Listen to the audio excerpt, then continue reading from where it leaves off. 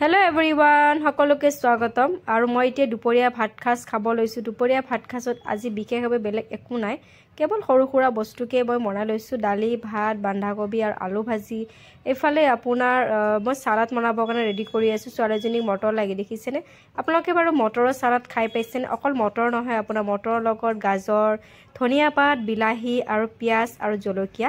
তিয়হ দিলে ভাল হল হেতেন তিয়হ নাই কেনে তিয়হ দিয়া নাই বিলাহীটো আধা ফালা নাই নিগনিৰ দৰে ছোৱালীজনীয়ে খাই পেলাইছে এটো বিলাহী পেলাই দিব বেয়া লাগে কিনে ভাবিলো এখিনিকে সালাডে বনাই খাম মানে কাটি দিছিলো যে তাইক মই মানে মুখেৰি কামুৰি খোৱা নাই কাটি কেনে দিছিলো খুজিছে দেখা পাই সেইকাৰণে তাইক দিলো এখিনি বিলাহীৰ মই সালাড বনাই খাম আৰু এইফালে মই আহিলো তিলৰ চাটনি বনাব কেনে তিলৰ চাটনি খাই মই বহুত ভাল পাওঁ তিলটো মই ফ্ৰাই কৰি লৈছিলো আদা আৰু নহৰু অলপমান ধনিয়া পাত জলকীয়া কেঁচা জলকীয়া দুটা দি কেনে চাটনি বনাই ললো এনেকৈ এখাজ দিনত খাব পালে বৰ ভাল লাগে ন এইফালে ধনিয়া চাটনিও আছে বন্ধাকবি আলু ভাজি ইফালে তিলৰ চাটনি ধনিয়া চাটনি ইফালে সালাড গোটেইখিনি বনাই ললো আৰু ইফালে ভাত আৰু দাল আজি এনেকৈ খাম বুলি ভাবিছো দে জুতি লগাই এখাজ আৰু ছোৱালীজনীকো সালাড লাগে জানেনে তাই সেইকাৰণে বাটিটোত মই সালাড দি দিলো মটৰে বিলাহীয়ে